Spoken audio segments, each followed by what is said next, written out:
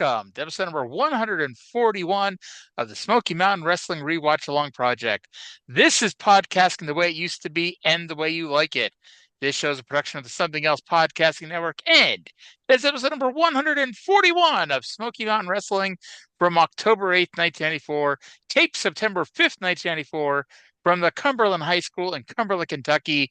My name is Arya, and joining me as always is the Dr. Dirty Dutch Mantel to my Bob Caudle. It's Trey. Trey, how the hell you doing today? Having a weird sense of deja vu. So for those who didn't listen to the Tuesday show, and first of all, what the fuck is wrong with you? Go back and listen to the Tuesday show. It was a great show. So what happened last week is more than likely my fault. We cannot prove that it was not my fault, so we're just going to blame me because I decided last week that I needed to torrent the entire series of Dark Side of the Ring, and I needed to do that on our normal recording day. And so we tried 4 or 5 times. It was so fucked up, and it didn't even occur to me until like the next day that that could have been what was causing it. And sure enough, since then, we did the Tuesday show, no problems. We did the Wednesday show, no problems. So fingers crossed, tap on wood. This is not fate's way of trying to keep Bob Caudle on the show longer than he is. You I know? was so excited to talk about the show too before we got halfway through talking about it and realized we couldn't hear each other. Yep. And it was like one of those things, and it's like, and this is where it's like my only grasp at it's not my fault, and this is a very tenuous grasp, is that, when we stopped taping and it downloaded and I listened back, I could hear myself just fine. And Trey was coming through garbled. So that's my very tenuous grasp at the it's not my fault part, but I think we can all agree it was probably my fault. Um We're blaming you. so yes. So this is, and I don't know about you, but I have not found anything since we tried recording this last week. This is, to the best of our knowledge, the very last pro wrestling show that Bob Caudle announced, or at least announced in its entirety. Um, this is Bob Caudle's last episode of Smoky Mountain Wrestling after 141 episodes. Um, he's been here since day one. He was the voice on the first episode, and he did every single. Actually, no, he didn't do every single episode, I guess, because he didn't have that one where he got fired or whatever when Jim Cornette was the commissioner for a week. But more or Yeah. less, Bob Caudle's been here more or less the whole goddamn time. And, Damn. honestly, he is one of the most underappreciated play-by-play announcers ever, because especially the people who've never watched Smoky Mountain. Because when we were on the site formerly known as angrymarks.com doing Mid-Atlantic Wrestling a couple of years ago, I kept having to convince my co-hosts Stevie J and Hagen Kirk that Bob Caudle's fucking great, and because they were like, "Oh, it's Bob Caudle," but it's like it's Bob Caudle. Like he's not Jim Ross, he's not Gordon Soley, but Bob Caudle is still pretty goddamn good. He's very much that just professional broadcaster type that, you had in a lot of territories. We talked. I can't remember like what we talked about at other shows and what we said last week that didn't get recorded. But he's like, Well, it would not be the first because time we repeated ourselves if it was right, something we were repeating ourselves. because we talked So, about, Lance Russell was the news guy, Dave Brown was the weatherman. Like they used to be how territories work. They just got like whoever the sports guy or whoever was for the TV channel that they were on. And Bob wasn't that. I don't know exactly how Bob got into the business, but he was just a very much 1980, 1970s, 1980s professional broadcaster type. so let's see here. His television broadcasting career began in Wilmington, North Carolina.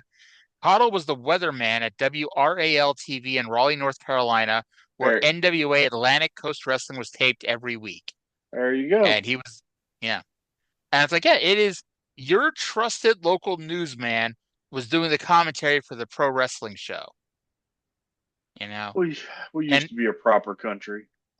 Yes. Although, and mind you, I haven't really watched my local news that much, but I can't imagine anybody on my local news station doing commentary on pro wrestling. But that might be for the best. Uh, So I'm more shocked that it took us this long to do it, and maybe we were waiting for the right moment. But Trey, I would like to formally induct Bob Caudle and Dutch Mantel into the Something Else Hall of Something Else for being one of the best announced teams ever, even though SMW flew under the radar, so not as many people are aware of their awesomeness. and you wrote all that out. Well, I guess we got to now. Okay, I vote aye. Yes. Um, so yeah, I was originally just put Bob in at first. I'm like, we can't put Bob in and ignore Dutch because I like they are one of agree. the best teams, Yes. ever, to be perfectly They're in honest. as a team. Sometimes inductions are very vague, and sometimes they are super specific. And I've got a spoiler for you now. I'm going to have a super specific one later. Nice, and I was unaware of that when I don't think we've talked about you inducting anybody else. We didn't get that Um, far. okay. By the way, Bob Caudle and Dutch Mantel are only the second duo inducted. Do you remember who? Actually, no, they're the third duo inducted. Do you remember who the other two duos are? Over Ron White and the Dirty White Boy, Yes. and I guess I can't remember the other one. Adrian Street and Miss Linda. Oh yeah, there we go. For just imagine what they can do to us. Yes. Uh, all right. So this is not going to pop Trey as much as it did last week, and it didn't even pop Trey that much last week. However, you might recall on the show 2 weeks ago, we cut it off a little prematurely. So I have to read a prepared statement, ladies and gentlemen. Before we go to the great wrestling talk do you expect from the Something Else Podcasting Network, there's a couple things we need to take care of first. All our podcasting fans tuned in 2 weeks ago to enjoy the Smoky Mountain Rewatch Along project. Last week or 2 weeks ago, in front of a capacity crowd, we saw some of the greatest match talk in the history of professional wrestling podcasting. But unfortunately, 2 weeks ago, an incident occurred that was outside of the control of something else. Some of the systems went down prematurely, and unfortunately, from what we understand, 100% of the households were unable to hear me say how many episodes down we were and how many we were to go, nor were they able to hear me talk about what else happened in the world of wrestling. Because of this, Something Else officials have been in meetings for the last 2 weeks to decide what course of action to take, and it really came down to two choices. One would be to give the replay of the Smoky Mountain Rewatch Long project to our fans tomorrow night, absolutely for free. But we thought, no, that would not be right because a lot of fans listened to the show 2 weeks ago. They heard all 75 minutes of the show, and we don't want to give them the entire show for free. So it came down to this: what to do to make this right for our fans. We've decided that tonight, on this program, at the top of the hour, we will bring you what you missed last week. We will bring me saying how many episodes we've done, and we'll bring you what else happened in wrestling. Now, our competition, the Chris Van Vliets and the Conrad Thompsons of the world, all day would make people believe that this is a ratings ploy, that we went off the air early 2 weeks ago as a ratings ploy so we could bring you this segment down the line for free. That is not the case. That is not true. And because of that, we will bring this to you not at the end of the show, but right now. And yes, for those curious, I did start up the October 26th, 1998 WCW Monday Nitro so I could copy Tony Schiavone almost word for word. I cannot believe you did that whole thing again. Because yes, she did that whole thing last week. And hey, I didn't edit it this week, so it's like every time I had to say 2 weeks ago, well, except for that one time I fucked up, but it's like, it said last week on the thing. Oh, well, Uh, good for you. I'm glad you managed it. all right, so from last week's show that I forgot to say, 140 down, 60 to go. And then what else is happening in the world of wrestling? WCW realized that fans did not think Ric Flair had any chance of beating Hulk Hogan in their retirement steel cage match at Halloween Havoc. Who would I'll have be thought damned. that having Hogan, yeah, who would have thought that having Hogan come back from a career-ending injury in 2 hours and still not lose to Flair may not have worked? Anyway, they did an angle where they had a camcorder film Ric Flair and guest referee Mr. T possibly conspiring with one another in Chicago. I don't know about you, Trey, but I am worried about the Hulkster here. He might be doomed here at Halloween Havoc, and Mr. Chi- T is conspiring with Ric Flair. Chicago. What if Gary Hart is conspiring with Ricky Flair? See, I don't know how many people would have popped for that in 1994. I wouldn't have because I wouldn't have known when I was 9 years old what that meant, but I certainly would pop for it now. But you Um, popped for it in 2026, which was the point of the exercise. yes. Speaking of WCW, Terry Funk is leaving WCW at the end of October after doing a run of house shows where he and Bunkhouse Buck will lose to, I mean wrestle, Dusty and Dustin Rhodes. And I honestly thought Trey would find this cooler than he did last week when we said it the first time. But the WWF aired clips of Bob Backlund in War on All American Wrestling this week. And Backlund cut a promo saying Japan was getting as bad as America, so he went there to teach them respect. I thought that was really cool that they actually aired that on WWF television. Trey I was was like, okay. honestly I was honestly surprised that All American Wrestling was still a thing in late 1994. It's about to not be. It becomes Action Zone on like the 23rd because it starts. Okay. Yeah, it starts with Okay. that great Brett Owen Yeah. match. I I hope you're sitting down. That Brett versus Owen was a great match. Then it was like the So that second week the second week they that had Shawn and Diesel versus Razor and Kid. Shockingly, yeah, another great match. that famous match. Yeah, okay, that makes sense now that you tell me that that's what became Action Zone. Yep. And then Action Zone eventually became Sunday Morning Superstars once they took Superstars out of syndication. Yeah, And yeah. that makes sense. Um, So on to this week's show. So for the final time, let's go to the intro with Bob Caudle and Les Thatcher. Time again for Smoky Mountain Wrestling, professional wrestling, the way it used to be and the way you like it. Hi, wrestling fans. Bob Caudle along with Les Thatcher. And Les, I tell you, we got some terrible, terrible news for all the fans of the Rock and Roll Express, really all wrestling fans, because Rock and Roll have been stripped of their tag team belts. The Gangstas are the new champions, and we're going to see why and find out why a little later during the hour. That's right. News of that forthcoming on Personality Profile today. I'm going to be talking with Bruiser Bedlam, Jim Cornette. We're going to have footage of that humiliation of the Dirty White Boy right here in this ring last week, Bob. And, of course, that big main event today, a $10,000 Battle Royal. Huh? That's right. 12 men in the ring all at one time. Right. We got to draw for a Beat the Champ. Beat the Champ. I can't even say it. Boo Bradley. Let's see who Boo is going to take on today. All right. Young Mike Moraldo gets quite a test against the big Boo man. That's on Beat the Champ today, Bob. All right, fans, and we're ready with the action right now. Let's go to the ring. The Boo Man. The Boo Boo Bradley. Man. Yes. I would say Boo Bradley hasn't been getting a lot of tests as TV champion, but I guess he did take on Brian Lee. So it's not like he's just wrestling four jobbers and then somebody like he usually is. Um, but yeah, the big news, but terrible, terrible news for Smoky Mountain fans, but big news. We have new tag team champions. And we'll get to it later, but it does have a lot to do with what happened last week at the Tennessee Valley Fair show. We'll get to that here in a little bit, but the Gangstas are your new tag team champions. They are, and I cannot wait to talk about it. I feel like I've you've been been waiting waiting. a week. I've been waiting for well over a week at this point.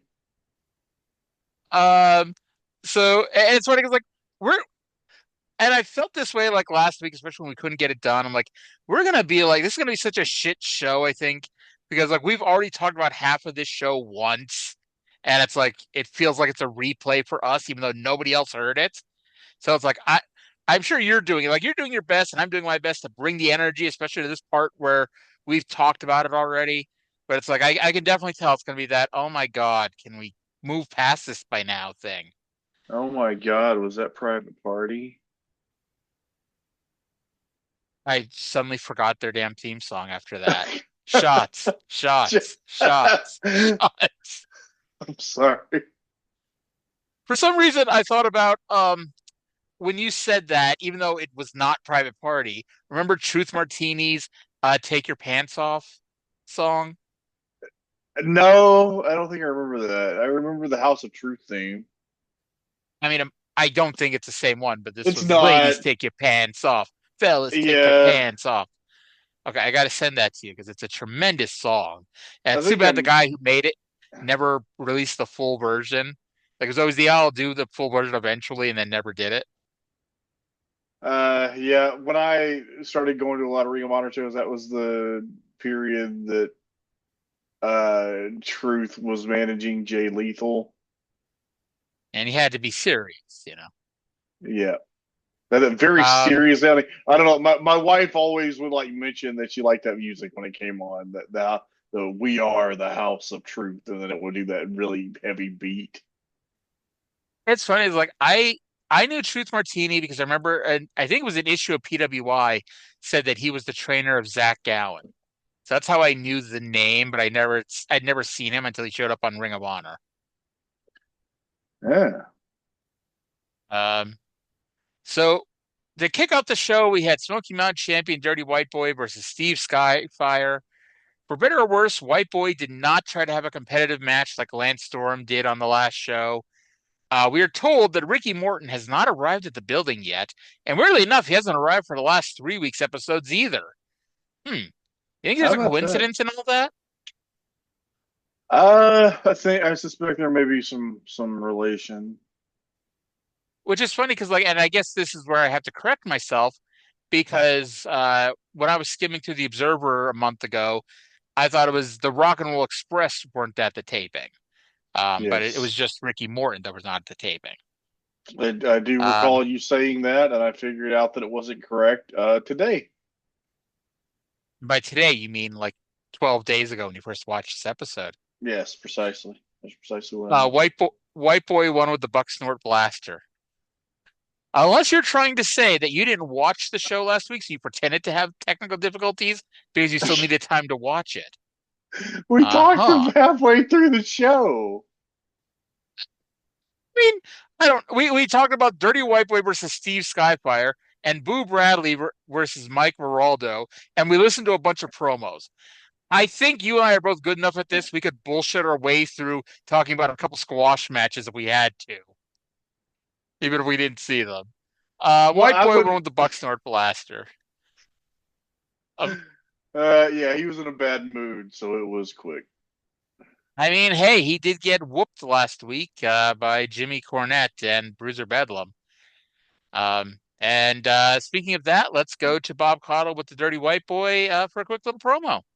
There was fire and intensity that you don't usually see. You had it in there, and I know it all stems from last week, White Boy. From this day forth, Jim Cornette, what has happened is the gates of hell has opened up. And guess who has stepped out of the flames? The Dirty White Boy, the Smoky Mountain Heavyweight Champion. Now what I've got in mind and what I've got planned for you and yours, Mama's boy, is first of all, I'm going to take that big Bruiser Bedlam and I'm going to beat his stinking brains out, and I may stick my fist straight down his throat, pull his guts out, and thread them through his ears. Because I'm getting rid of him. Because then, Jim Cornette, it's going to be me and you.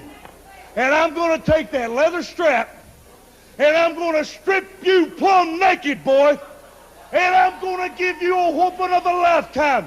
And oh yeah, you can honestly believe what I'm telling you, that every time that leather strap hits that big butt of yours, the blood and hide's going to fly, brother.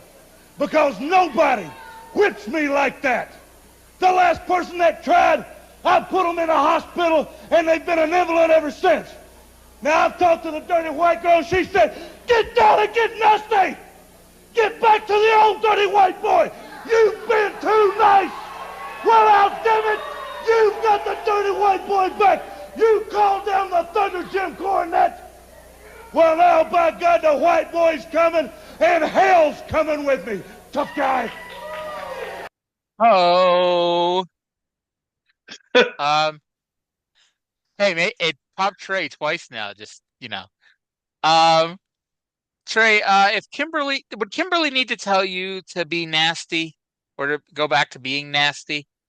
Oh, she wouldn't have to tell me to be a dirty white boy. I Um, I so like so White Boy Gr- threatened to strip Jim Cornette naked. He understands we want him to win, right? yeah, I gotta say I cannot support his plan to strip Jim Cornette naked.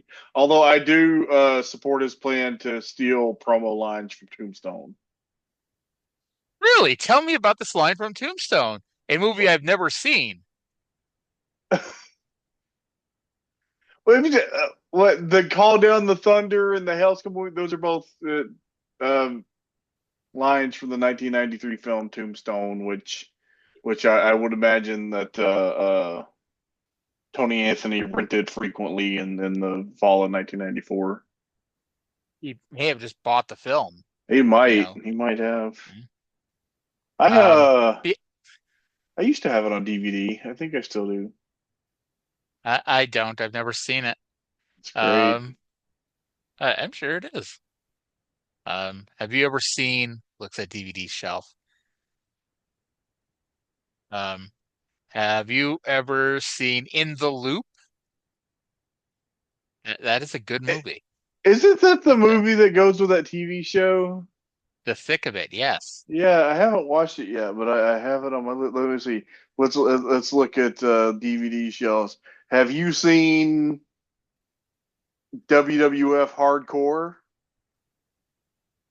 Now you're talking about the one from like the year 2000, or you're talking about like the one they put out a few years ago, like the best of the hardcore title or whatever. Either one. I got both of them. I did see the one from like the year 2000. The one that they put out a few years ago was more comprehensive. I'm sure it was. It was like a 3 disc set, wasn't it? It was pretty fun watch, honestly. A 3 disc set versus a 1 hour VHS tape. It's two Blu-rays, so yeah, three DVDs. Uh, but yeah, I did see the 2000 VHS tape. Have you ever seen Ladybugs No, I haven't. with Rodney Dangerfield? It's not worth going out of your way to see, Noted. uh, unless you're a big Rodney Dangerfield fan, which, whatever. Anyway, beat the TV champion Boo Bradley, who came to the ring with a paper plate, and Tammy Fytch versus Mike Moraldo, who you may recognize under his usual indie name of Ace Darling, which is he's one of those guys that like never got more. And to be honest, I'm not sure if it's like he should have gotten more. You know what I mean? It's like he was talented, but I don't know if he was like he should have gotten more talented. You know what I mean? Shout out to Ace Darling for being one of the few guys who was willing to work for my backyard fed on Extreme Warfare Revenge back in the day. Also, I have to correct you. Boo did not just come out with a paper plate; he came out biting a paper plate. That is true. Made That no is true. sense and improves the act greatly. Um, apparently we're told that Boo doesn't understand anything, but apparently he does understand how to win wrestling matches. And that's always the funniest things to me. These simpleton characters or these monster characters who don't understand how to live in a civilized society, but do understand the rules of professional wrestling. I And, bet and I I bet guess mhm. I bet they could have sold out the Knoxville Coliseum if they had booked Boo Bradley against Kamala. Get us Kim Chi and General Skandor Akbar on one side, Tammy Fytch and Chris Candido on the other side. You know? Yeah. That could have they would have had to build a Knoxville Coliseum on top of the Knoxville Coliseum to hold everybody who would come to see that match. Yeah, exactly. So speaking of Kamala, Boo won with a top rope splash, which was not a disqualification on the Thursday show. And I had to laugh because Caudle and Les were happy that Boo hit his top rope splash. What the hell did Mike Moraldo ever do to Bob Caudle and Les Thatcher? Fuck him, I guess. Yeah. It's like, motherfucker, like he came in and demanded $100 instead of 75 or whatever, they were paying the job guys. All right, let's go to Tammy and Boo with a promo. More Tammy than Boo. Miss Tammy Fytch, Boo Bradley. Hey, another $1,000 you got in there. That's right, one more $1,000, and there's a couple more to come, isn't there? You got 2 more weeks to go before Chris is back. That's right, only 2 more weeks. I'm still upset about the suspension. I'm still trying to talk to my lawyers. Nothing we can do. We don't know who the commissioner is. So Chris is still suspended for 2 more weeks. But one good thing is, Boo is winning. Boo's making me money. Boo's making me the money that I'm missing out on Chris not being here. You know what's good? He's a big, dumb goof. Just like Brian Lee was. The only good thing, he doesn't think for himself. He listens to me. He smelled really bad, so I told him to go home and change it. What did he do? He puts the same pants on, inside out and backwards. He changes one shoe, forgets about the other ones. He's stupid, but you know what? That's good because he listens right to me. So Lance Storm, let me tell you something. When Boo Bradley gets a hold of you, he's going to eat you up and spit you out just like he does to all the dogs in the neighborhood. Boo, are you hungry? Yes. All right, let's go find a dog. Come on, come on. And fans, we'll be right back, right after we take this time out. I gotta say, I'm loving the Tammy Fytch Boo Bradley pairing, like especially at the end when like he's running up barking like a dog and dragging Tammy behind him. And so they're just eating dogs. Okay. It's best to not overthink this one here. Okay, well, thinking of those things that we probably shouldn't overthink. Tammy Fytch, who, if I'm remembering right, wasn't she involved in some kind of lawsuit against Smoky Mountain Wrestling? She is the young lady who filed a sexual discrimination lawsuit against Smoky Mountain Wrestling, which never really got taken care of. Maybe her being given a manager's license was enough to suffice for her lawyers.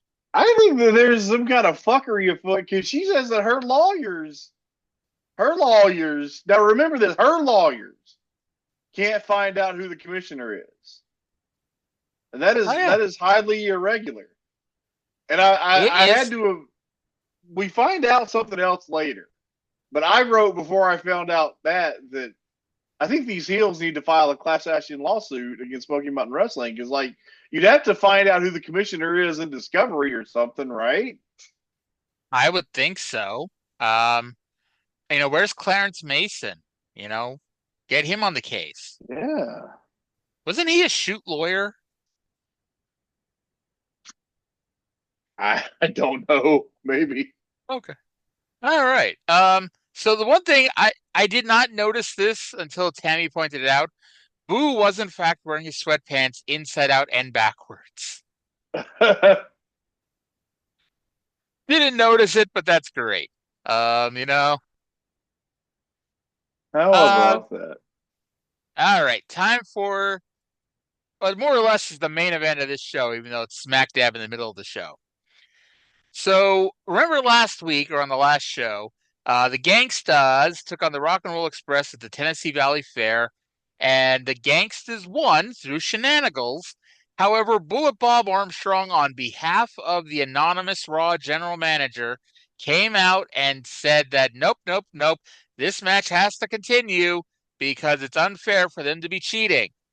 And Mark Curtis allowed the match to resume, and the Rock and Roll Express won when the illegal Rock and Roll member pinned the illegal Gangsta, and justice has prevailed. Let's now go to Bob Caudle and the Rock and Roll Express, who are backstage, and they are quite perturbed by what is going on. Well, folks, there you see it. What we've had to do in the past week is give the belts to the Gangstas. That's why the Rock and Roll doesn't have the belt. We had to give it to them. Now, that's a bad way to win a belt, but I'll tell you what they did.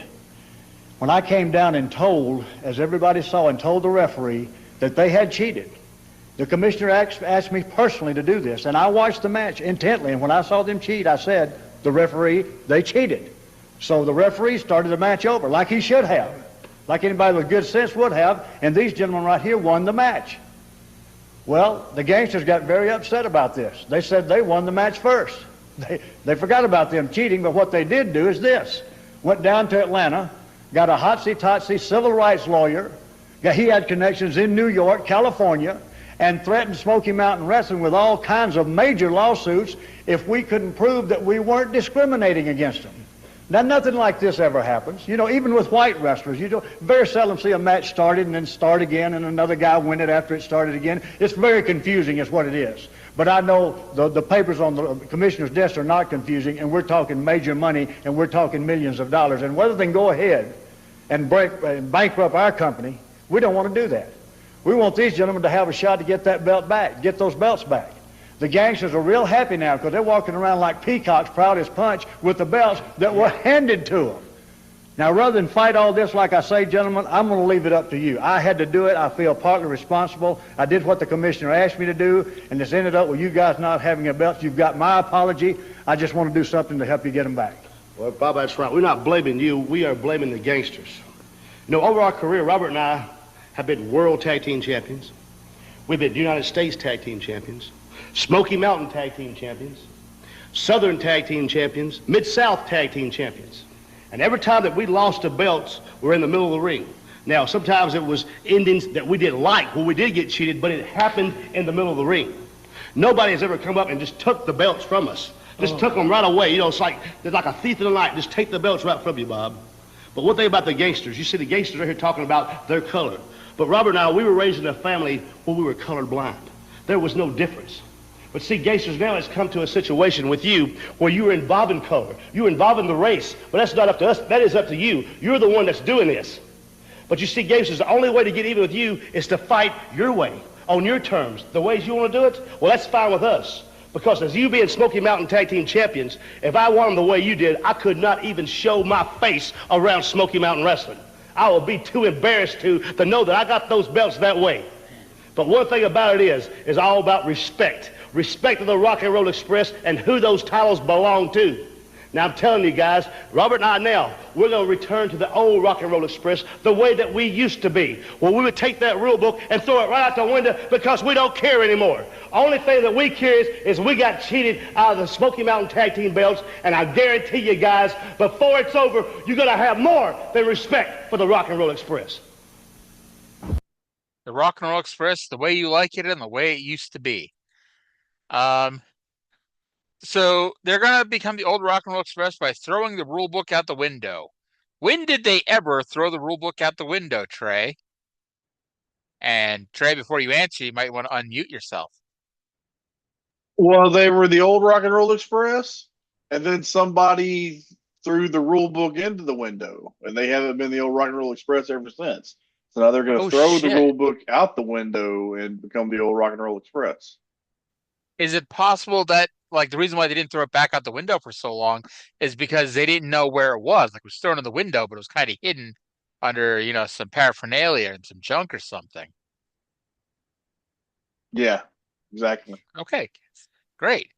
So yeah, the Gangstas are now your Smoky Mountain Tag Team Champions, thanks to them getting a hotsy-totsy civil rights lawyer from Atlanta, who threatened major lawsuits for discrimination. And apparently and this is hilarious, apparently they had a bigger claim for discrimination than Tammy Fytch had for sexual discrimination, because they backed down to the Gangstas in only 1 week. Apparently the civil rights lawyers are where it's at. These civil rights lawyers with connections in New York, California. You gotta when they've got connections to New York, California, American land, can't do nothing with that. Look, on one hand, this is a stupid, convoluted, overbooked, unnecessarily complicated way to do a title change, but it's fucking brilliant, and I love it. It's great, and it's like, you know, you can argue the Gangstas won that match. They pinned the champions. They should be the champions right now. And you can also argue what the Rock and Roll Express are arguing. The match was restarted. The Gangsters lost. But hey, this is why we have rematches. And then rematches of those rematches. But don't worry, people. I'm sure the Rock and Roll Express will be 12 or 13 times Smoky Mountain Tag Champs before this show ends in 59 episodes. Um, all right, so the Rock and Roll Express had their piece. The Gangsters now have their piece. Let's go to New Jack Mustafa, who are out hanging out with their people to celebrate their big win. We get ready to show you how the gangsters do it LA style, you understand? We figure we give you the privilege of hanging out with us just for a minute, showing you how we do it, showing you how gangbangers do it, showing you how head splitters do it.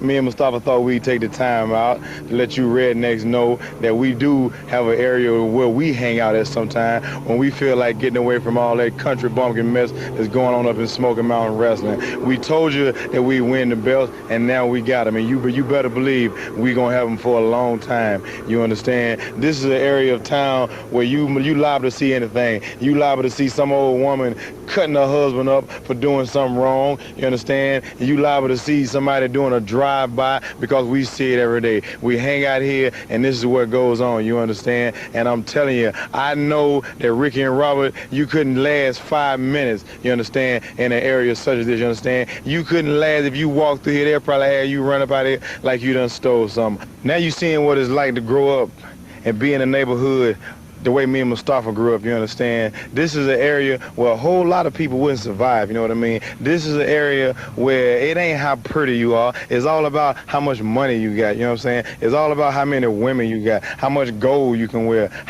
what kind of cars you got, you know what I mean? What kind of houses you live in, you know what I mean? It's all about who got what, you know what I'm saying? It's a materialistic world, and that's what we trying to do. Okay.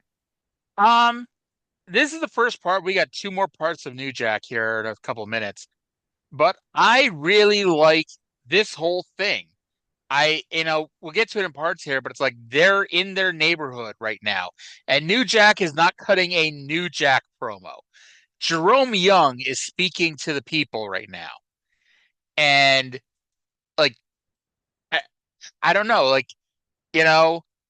New Jack has become his promos. The funny thing is, they've become a lot more TV friendly recently. And I'm saying this before we get to the next couple parts, but it's like he hasn't really been overboard on the race angle. And I think, I think that's been for the best too, because it's like, you want some controversy, but you don't want to overdo it a bit. But do you want to save your thoughts until we get to the end, or do you want to share your thoughts as we move along like this? Yeah, so they are. It is a music video of set to New Jack Hustler by Ice-T, interspersed with how many? It's 2 or 3 little sub promos. Yep. Yeah. Go ahead and go ahead.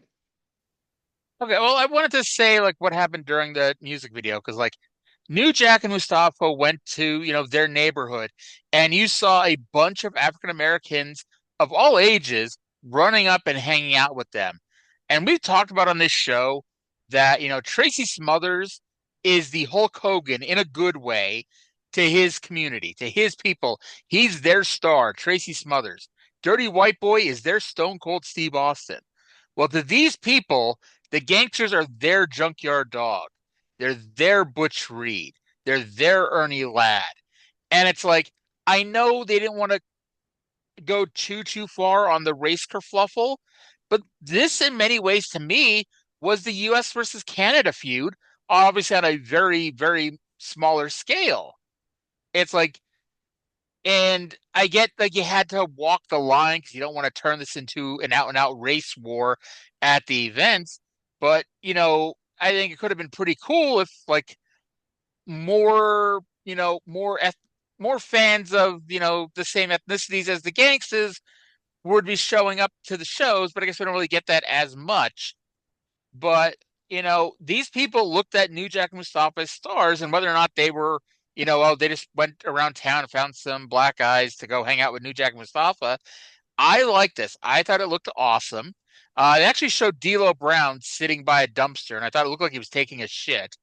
But that was the debut of D'Lo Brown on Smoky Mountain Wrestling. You know, this was great, and I'll tell you why. I know for a fact that nothing in the world pisses off shitty white people more than seeing black people minding their own business and enjoying life. And that's what this was. Yeah. And we're going to do the second part of the New Jack promo here. And I'll preface this by saying that my notes for this part were no notes, 10 out of 10.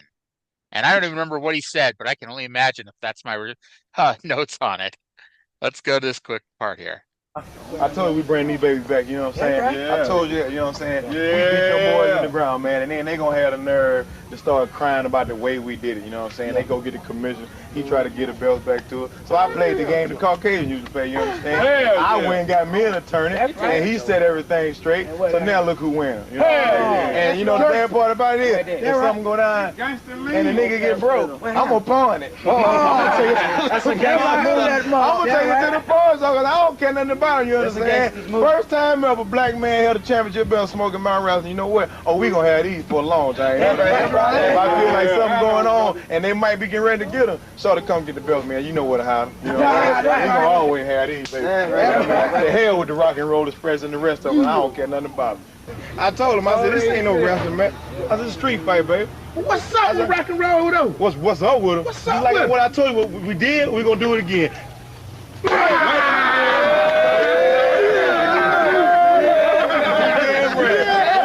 Rock and Roll Express. Now you see what it's like.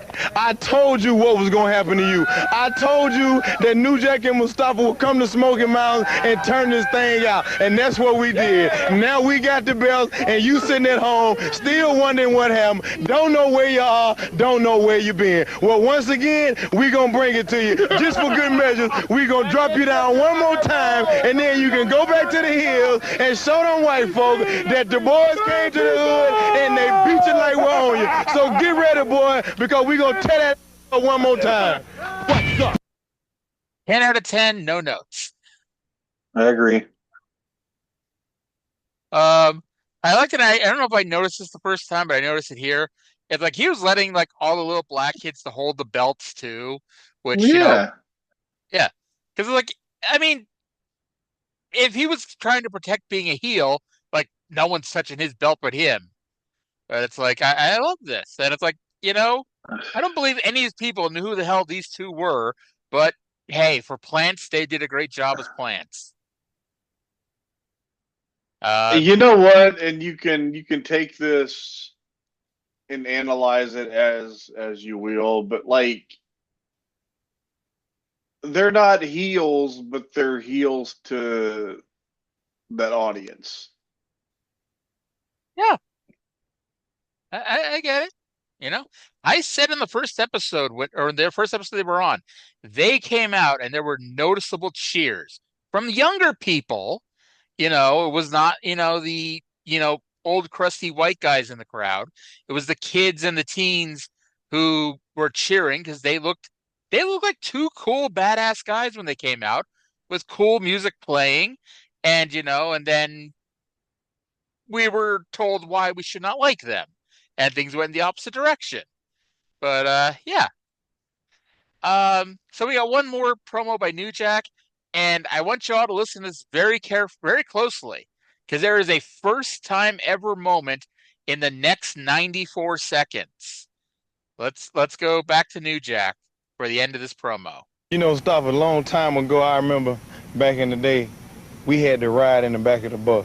And it's funny how times have changed. Now, we own the damn bus. We used to couldn't eat in certain restaurants or couldn't drink out of water fountains. Now, we own the restaurants, you understand? It's a new day and time, you understand? The time has finally come where not only are we being seen, but we being heard. And that's been one of the biggest problems. You wanted to see us, but you didn't want to hear us. When you heard us, you got rid of us. Now, you got to do both. I was talking to a partner of mine the other day, Al Sharpton called me, and he congratulated congratulated me and Mustafa on winning the belts, you understand? Al Sharpton walking up and down the streets of New York City being as big and as black as only he can be. Now, the Ku Klux Klan always talking about what they want to do.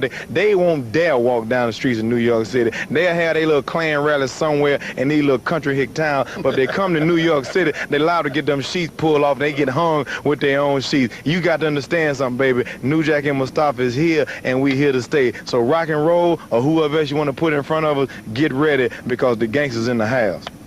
Fool! Smoky Mountain Wrestling, you didn't want a black man to represent you as a tag team champion. Well, baby, here we are. Rock and Roll Express, you still ain't accepted the fact that you got beat by 2 blacks, but you did, baby. Now, stop, I guess the only thing left. We got to go have dinner with one of them.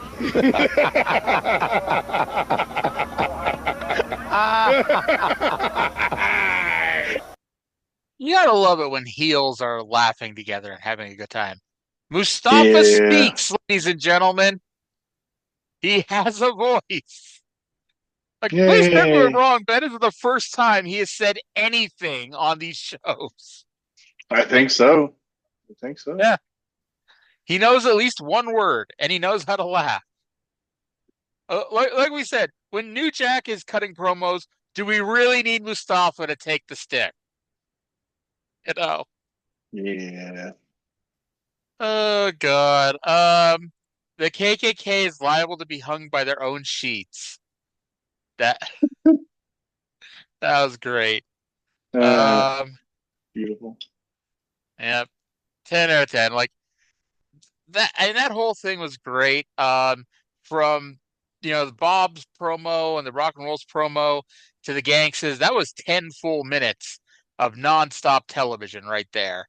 Yes. And I think again, like some of the best feuds. In fact, with the exception of White Boy and the babyface turn angle with White Boy and Mr. On Right, I think the best angles on this show have been tag feuds, like the Fantastics and the Heavenly Bodies. That first couple months, like that was fucking great. And then it's like the whole 3-team feud with the Heavenly Bodies and the Stud Stable and the Rock and Rolls and all that shit. It's like, hey, Jim Cornette knows tag team wrestling. And, I get there weren't sometimes a lot of great singles guys out there to be doing that with. But, yeah, he really took special care of his tag team feuds. Yeah. Jim Cornette, big fan of tag team wrestling. Yep. So we go back to the ring, almost anticlimactically here, as from the gates of hell, Brimstone versus Robert Gibson.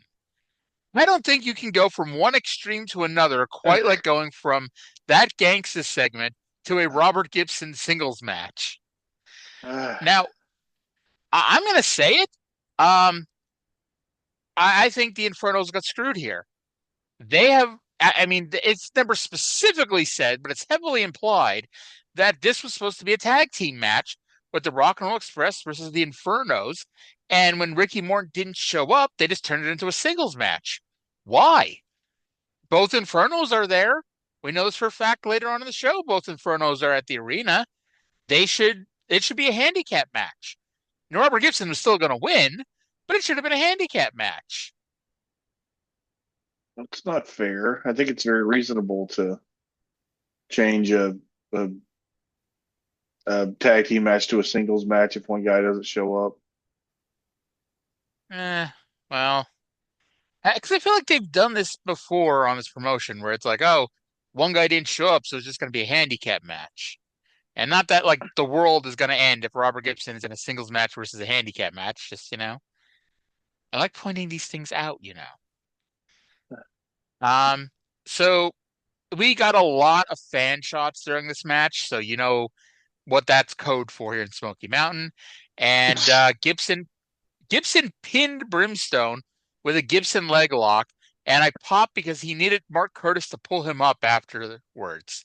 I will always pop for the Gibson leg lock, and I will always pop for that in particular. So from here, to quote Les Thatcher, because this is not just me being a smartass for once when I say it about Ricky and Robert. To quote Les Thatcher, let's go to promo with Bryant Anderson and his coach, The Rock. You've had a week to think about it. You remember me yet? I sure remember you, and I'm getting ready. I love it, just like an Anderson, just like an Anderson. A little bit scared, huh, Tracy? You know, since that kid was 5 years old, I've had him in amateur wrestling programs. When he got to high school, he was the high school champion, state champion. He was on the junior national team. The time that you saw him in college, he was 171 pounds his freshman year. He's 250 now, Tracy. A little bit different for you, won't it be? Oh, boy, I bet you're just trying to rack your brain, trying to remember. This kid knows, lives, and breathes Anderson wrestling. That's it, wrestling. Grab a hold, get that arm. Go ahead, go ahead. You know, you better get ready out there, because I'm coming. And I'm going to do it the Anderson way. It's not pretty. You're not going to like the way it looks, but it works. It works for me because I'm an Anderson, and I know how to do it. Tracy, I've been planning a special hold just for you. When I clamp it on, I don't think you're ever going to be the same. I love it. Spoken like an Anderson. Start sweating, Tracy, because we're coming to Smoky Mountain. So what makes Bryant more of a heel? The Triple H sideburns or the fact that he stopped a promo by Ole Anderson to cut one of his own? I hope that Ole is there to cut all of his promos for him, or this is going to be rough. Sadly, I'm pretty sure Ole, I don't know this for a fact, but I'm pretty sure Ole does not come into the territory outside of these promos. That's unfortunate. And I don't want to imply anything. However, it feels to me like, especially since they were wearing the exact same clothes as last week, that this may have been taped at the same time as last week's promo. You think?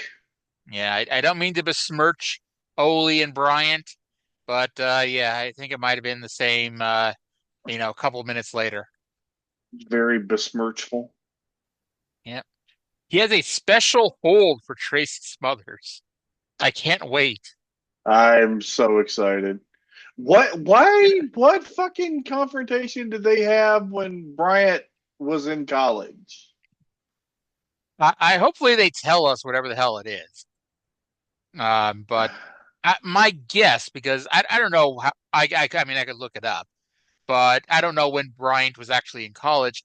But you could say like he was probably in college around 1991, which is when Tracy turned heel in WCW. So you could say, well, Tracy was a dick at the time, and when he went to the college, he was a dick to Bryant Anderson. Well, and, you see, you come across the same people on the way down as you do on the way up.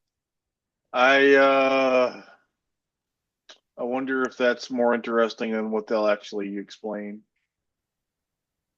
You know what I hope, and I know this is way too much, and probably unnecessary overbooking, but I hope when Bryant comes in, he has a hold that he beats everybody else with, but he still has a special hold just for Tracy. And you got to go to the house shows to see him put this special hold on Tracy. One can only hope. And I'm also thinking it's gonna be a fucking he's Ole's son, so it's gonna be a fucking arm bar, isn't it? Like a wrist lock. A double wrist lock, maybe. I bet it's a double wrist lock. I would not be surprised, and I don't actually know what it is, but it's Ole. It's not going to be anything cool. I'm pretty confident it's not going to be anything cool. I want it on the record. If it is a double wrist lock, I don't know that. Yeah.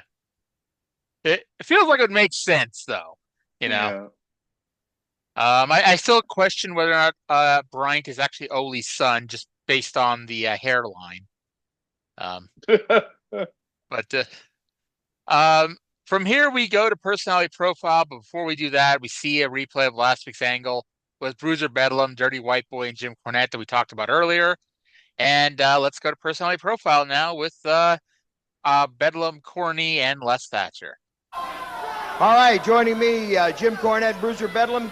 And Jim, you've got a lot of guys breathing down your neck.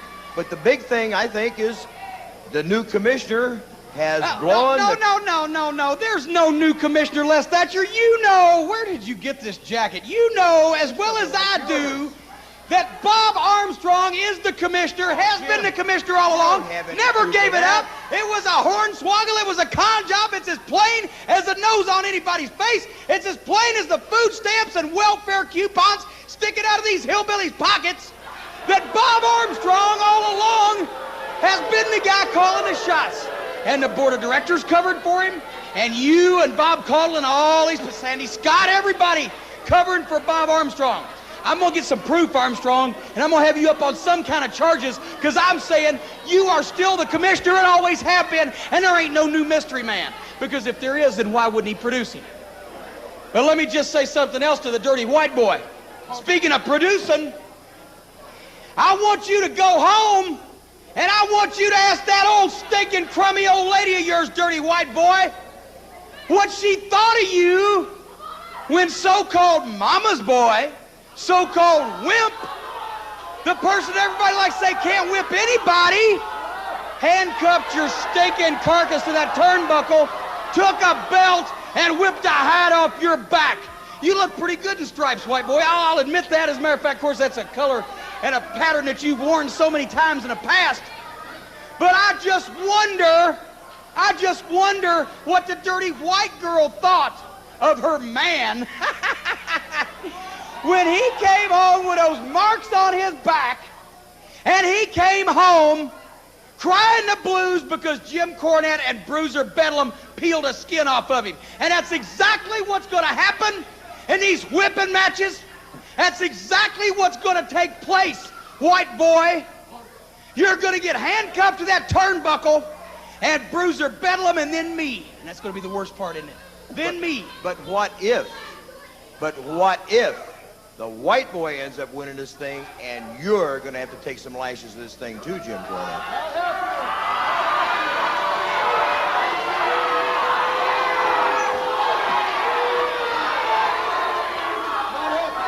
Let me say one thing to you, Les Thatcher. I'm going to be prepared for that eventuality, because I realize what kind of damage the dirty white boy could do with one of those big leather belts to my back. I realize Michael Fay in Singapore wouldn't be nothing to what I'd look like. But I got news for you. I got a plan up my sleeve. All I have to do is make sure that plan is implemented, and I'm not going to get whipped. Because I assure you, dirty white boy, one more thing. If you got me in that corner, started whipping me, I'd have to say, yes, I give up, and then I'd have to leave Smoky Mountain Wrestling. And that means that you ain't going to be able to get me in that position. I got a plan. It's going to be implemented, and if it goes correctly, white boy, besides the fact he's going to be wearing stripes, ain't going to be wearing the Smoky Mountain Heavyweight title. It's been your pleasure. We got things to do. All right. So, hey, Cornette shows that he listens to our show right there, because he said it was a hornswoggle, which is what we've been saying all along, that it is hornswoggle. You know, the anonymous Raw general manager. Okay, that was okay. Yeah. Hey. Okay. He's got a plan. He's preparing to get whipped, but he does have a plan, and hoping that he does not get whipped. Which, I imagine a lot of people are in the same boat. They don't want to get whipped. And with that typically great Jim Cornette promo, the good portion of the show has ended. How do you mean? All right. So, count along in your head as I read off the participants in the 12-man Battle Royal. Again, the 12-man Battle Royal, where the winner, ladies and gentlemen, is going to leave here today with $10,000. For $10,000, here are your participants in the 12-man Battle Royal. Bruiser Bedlam versus Boo Bradley versus Fire versus Brimstone versus Steve Skyfire versus Killer Kyle versus Mustafa Saeed versus New Jack versus Dirty White Boy versus Lance Storm versus Mike Moraldo versus Robert Gibson versus Primetime Brian Lee. I rewound just to make sure that I was not insinuating more people than there really were. That is, in fact, for those of you counting, 13 men. Well, technically speaking, there were never 13 men legally in the Battle Royal. Because immediately when the match started, the Dirty White Boy went after the Bruiser Bedlam with the belt, a belt, a whipping belt, not the championship belt. And they fought off before the match started. So it was 11 men. Yes. They apparently follow the Gail Kim rule of being eliminated from battle royals. You always have to like if there's ever a thing that's like, okay, money in battle royals like this is bullshit. I get you hate White Boy. I get you hate Bruiser Bedlam. You're giving up your shot at $10,000 in 1994 money. You know? Yeah. That's how they should be saying it. Not just a $10,000 battle royal, it's $10,000 in 1994 money. So what God. you're saying is this doesn't make any logical sense. No. Moraldo eliminated an Inferno. I hope the other Inferno wins. Moraldo was out next. The other Inferno was heaved out by Gibson, who then backdropped Mustafa out. Lance tossed Boo and Primetime Brian Lee at the same time. And then everyone other than Gibson, Killer Kyle, and New Jack were out next. Jack helped Gibson toss Kyle for some reason. And then it came, so we're down to two now. New Jack and Robert Gibson. And the fans were really into this, I thought. They were. I'll be honest, they were probably more into New Jack versus Robert Gibson than they would have been had one of the Infernos been in the finals here at the end. You think? However,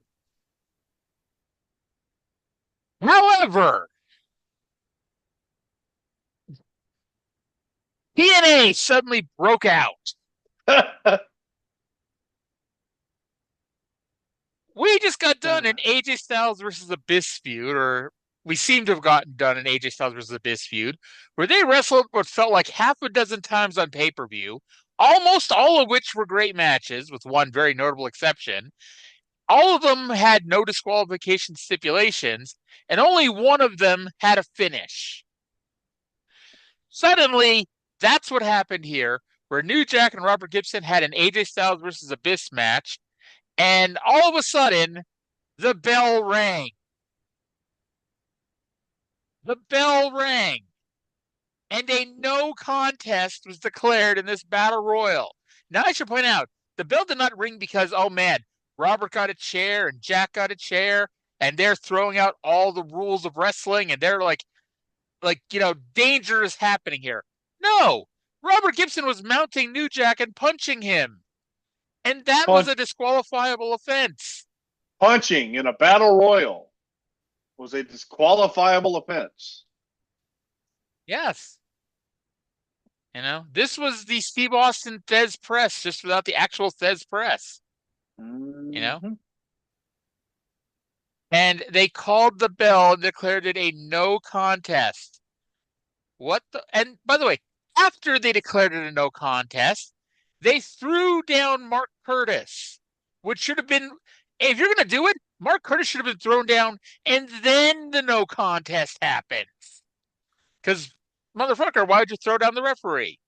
And then Mustafa runs in to make a 2-on-1. And then Steve Skydiver runs in. And then the Battle Royal resumed because everybody ran down to take part in what I figured must be a 2-fall Battle Royal. But we went to commercial, And here's an important question, Trae. Who the fuck gets the $10,000? I wish that there was, you know what? You and I should join the class action lawsuit against Smoky Mountain Wrestling and demand $10,000 for suffering through this battle royal. Well, personally, if I were the 13 people in this 12-man battle royal, I'd be like, you know what? We all kind of hate each other for one reason or another, but we can get together for a common goal and file a class action lawsuit and get a equal portion of that $10,000. They are each entitled to $769.23. And I bet Inferno Brimstone was not making $769.23 working for Smoky Mountain Wrestling. That's a nice chunk of change in his pocket this weekend. This was the dirt fucking worst battle royal of all time. I don't know. There were some bad Diva battle royals during the Diva era, but this I would say is the worst battle royal featuring trained, talented pro wrestlers. You think we can agree on that? That's fair. So the Gangstas, we can't let Bob Caudle off the hook. Bob Caudle cannot leave this promotion without one final promo with the Gangstas. Let's go to Bob to end the show with New Jack and Mustafa. Out of Gangstas, New Jack took an army to try to keep you and Gibson apart. Robert Gibson, I told you, you ain't nothing, boy. You ain't nothing. Without Ricky, you ain't nothing. And I told you that sooner or later I would get a hold of you. You lucky they pulled me off of you because I was going to try to kill you. And I know that this ain't the end of it. I know that if you man enough, you will come back out here and face this music. I know if I don't get you tonight, I'll get you soon. I'll get you in the next few days if it ain't the next few hours. Robert Gibson, you got a lot to deal with, and you looking at it right now because I got some surprises in store for you. And I don't care what you do, I don't care what you say. Oh, wait a minute, from behind, here comes Robert Gibson after both of them, Mustafa and New Jack. Primetime Brian Lee. Oh, we got mayhem now right here, fans. This is like a street brawl. It's like a riot. A riot going on right here, Les. No doubt about that as they go at each other. They're trying to keep New Jack and Gibson apart is impossible. We got several wrestlers out here, about a half a dozen of them trying to separate these, and more are coming. They are locked in like two rabid dogs. It's unbelievable, the intensity and the hatred that these two have for each other. All right, so the three-fall battle royal took place at the end of the show. But Jack once again announced he was going to kill Robert Gibson, which may have been for the best that they ended that match then, because Robert Gibson didn't deserve to be killed.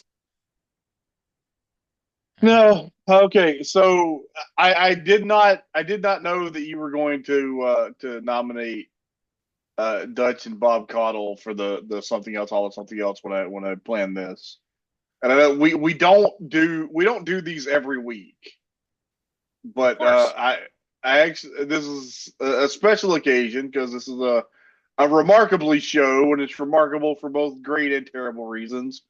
I nominate the Gangstas winning the Smoky Mountain Tag Team Championship via civil rights lawyers for the something else, all of something else. And also, I nominate the 12-man battle royal that had either 11 or 13 men in it and ended in a double disqualification for the something else, all of this sucks. Sounds good. So the Gangstas winning the Smoky Mountain Tag titles due to civil litigation is going into the Something Else Hall of Something Else, inducted March 17th, 2026. And there's probably some young people out there going, oh, you guys are losers. It's St. Patrick's Day. You're not out drinking. We're fucking old.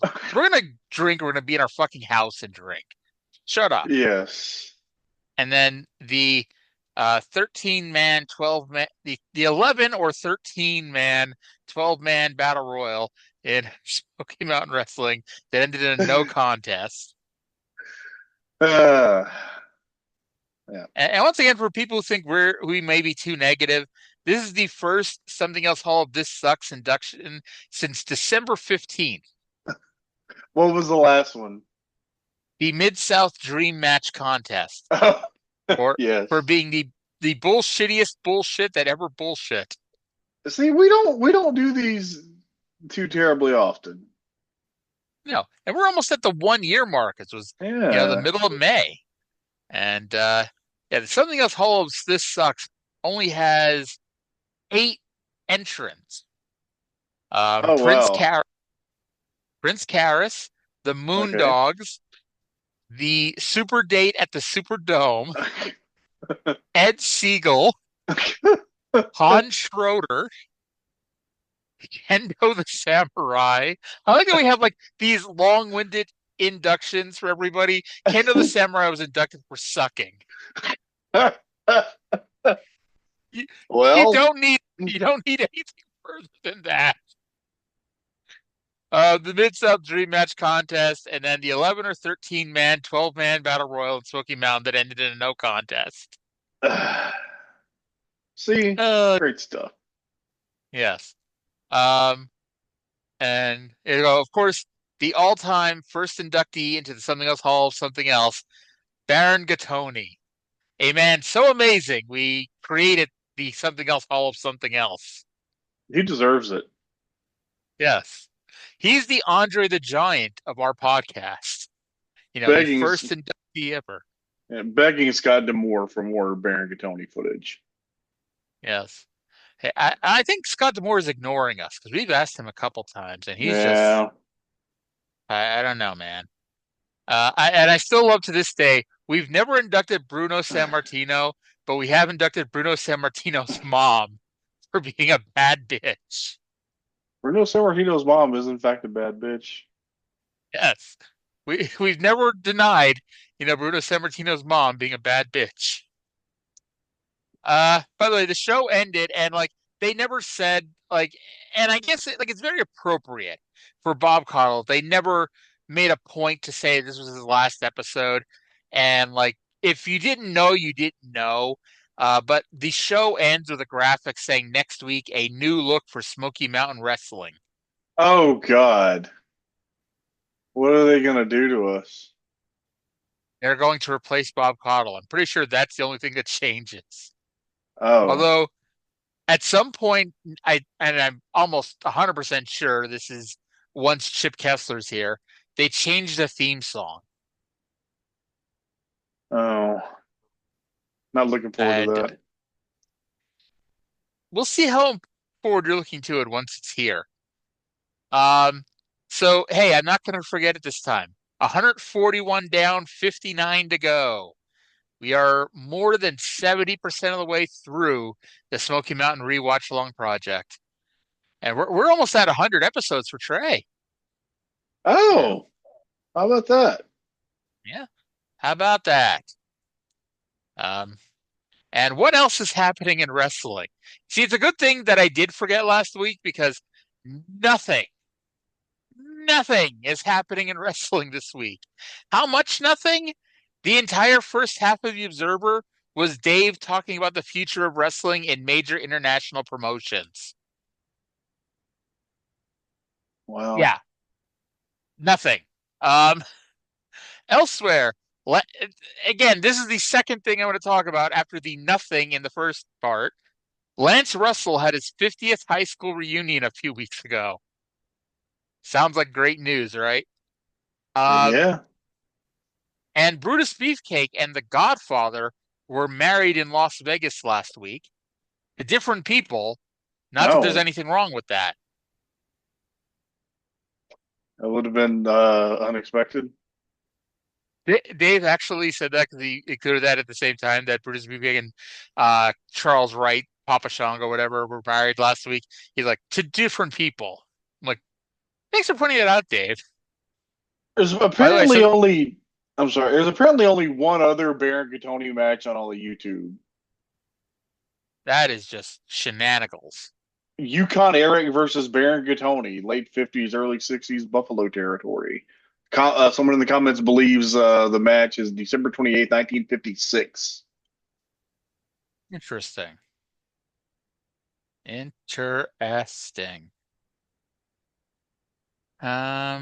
see here. Yeah, I'm trying, and it's like, yeah, the always reliable Wikipedia does not imply that Bob Caudle ever did anything else. At least has a full show.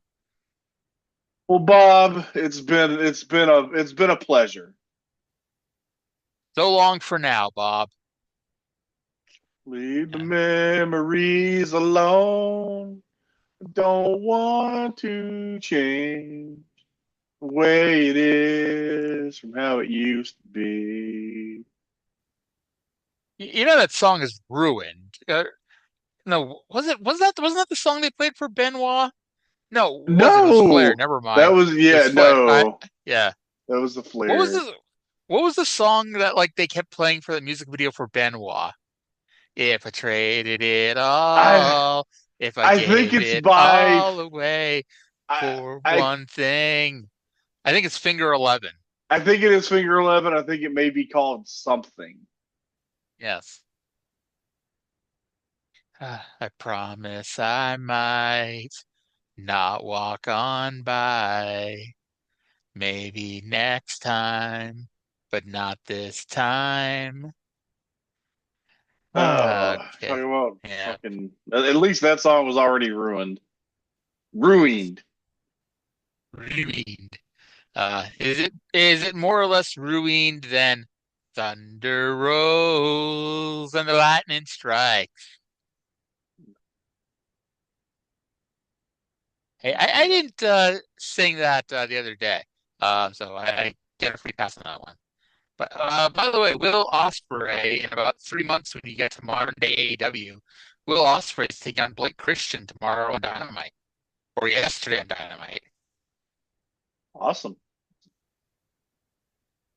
Yeah, and apparently Bailey and AJ Lee had a match on Raw last night, um, and Bailey it actually remind. Hmm? Bailey just going around the world accepting open challenges. She challenged Lady Flammer for the Reina de Reinas title in the AAA TV tapings the other day too. Interesting. So 1 second here. So Um, well, people kind of know it now because Bailey sent out a still of it. But back in 2013, AJ, when she was the Divas champion, showed up on NXT for an open challenge, and she did a promo with Renee Young the week before to build up that match. And I've got it pulled up here. I'm going to play it because, and this is like when Bailey was like just starting in WWE, so she hadn't really fleshed out the Bailey character. Um, and let me play it here quickly for us. AJ, how are you? I'm great. Look at my baby. Isn't she pretty? Very, very pretty. Okay, so next week you're going to be here at NXT with the championship on the line. Do you have a challenger yet? Gosh, you know, I like things to be unpredictable. That's just who I am. So it could be anyone, literally anyone. It could be the camera guy. Hello. It could be the boom guy. My mom's in town. It could be her. Or it could be you, Renee. No, I don't think that me and you having a match is a good idea at all for me. No, thank you. Like, Nope.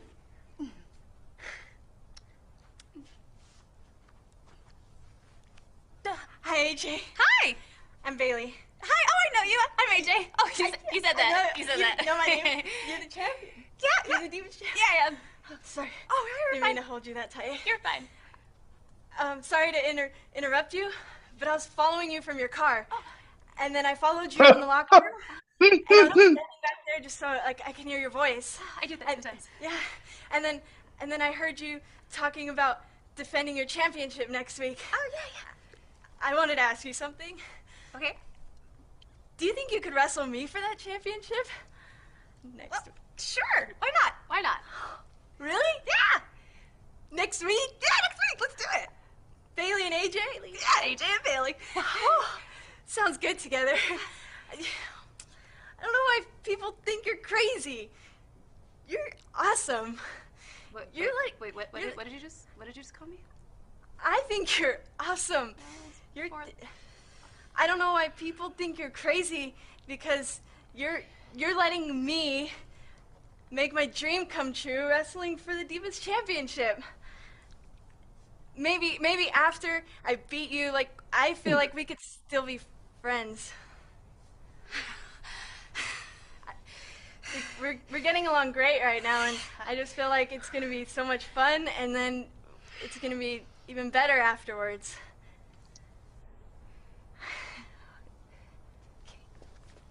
Thanks, AJ. You're the best. Yes. So this was obviously when AJ was doing her crazy gimmick. And by the way, I'm the person that put that up on Daily Motion, so it's cheap plug to myself. And I did post this like when it happened. So it wasn't even like 10 years later or anything. Tuesday, August 20th, 2013. So around that time was that episode of NXT. And from my description, from NXT, AJ meets a stalker. Well, shout out to you. Thank you, thank you. But yeah, AJ and Bailey. Who'd have thunk it? Who'd have Um, thought? yeah. But yeah, it's funny looking back, especially since this isn't the Bailey that we all come and know and love and whatnot. But there's something there, obviously. Yeah, All right. she sounded like a deer in the headlights. Yeah. I mean, she had just started, and to be honest, I don't know how much, how many times Davina Rose or whatever her name was ever really cut promos before going to WWE. You know, Yeah. not everyone was Kevin Owens and born with a microphone in his hand. Um, Well, but Kevin Steen cut a fair few promos. yes, Kevin Steen could talk. Kevin Owens Hmm. ain't too bad either. Yeah. All Um, right. Oh, I have an update before we finish. ooh, You were yay. correct. Clarence Mason, who do you remember what his name was in WCW? Wasn't it Jay Biggs? Jay Biggs. His real name is Herman Stevens Jr. Herman Stevens Jr. And he is a shoot lawyer. And you Nice. and you know what? It would have made sense for him to come into Smoky Mountain Wrestling because he was brought into the WWF as the legal counsel for Jim Cornette. Indeed. Because I seem to remember Cornette talking about him. I think he was like somebody Vince knew, you know, maybe Yeah. Brucey knew. I don't know, but yeah. Okay, so Uh, Clarence Mason's debut was when they did the pay per view with the the triple it was header supposed to be match. Yokozuna, yeah, that match, and they changed the Yeah, tag titles, and then they changed it back on a technicality, and then Smoking Guns ended up winning the belts anyway. the very next night. Um, Mhm. and I do got to say though how or just say because I don't look at being called a mark as necessarily a bad thing. Tells you how much of a mark I am. I was well into adulthood before I realized there was nothing actually wrong with Owen Hart. Because like literally I was in my 20s when I'm like, I wonder what was wrong with Owen Hart that he didn't show up to the match that day. I'm smarter than that, ladies and gentlemen. But yeah, I'd somehow convinced myself that Owen Hart was late to the show. I don't remember if there was what the story was or if there was a story. There wasn't.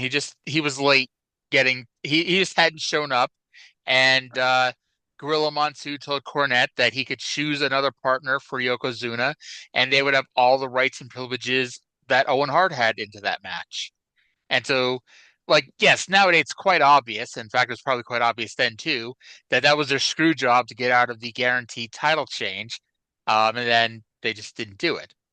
And Bulls, Bulldog, and Yokozuna, and it was like kind of funny because like Cornette had so much trouble finding a partner because they did like the whole thing throughout the show that he's talking to Mabel and he's talking to Sid and he's talking to all these heels, none of whom apparently won a match where they could win either the WWF title or the Intercontinental title. You know, Some of this shit doesn't make it's much sense. no.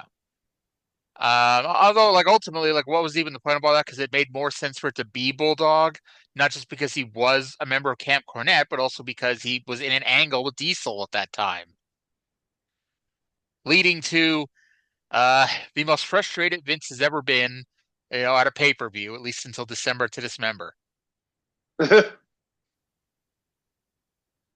Oh, I can't wait. That's coming up in book 3. I still have to get to that. I'm still in 94. I've got Fall Brawl 94. I really need to pick it up because this is what happens. I'll like start writing and be like, write, and then like I'll go a while before I write anymore.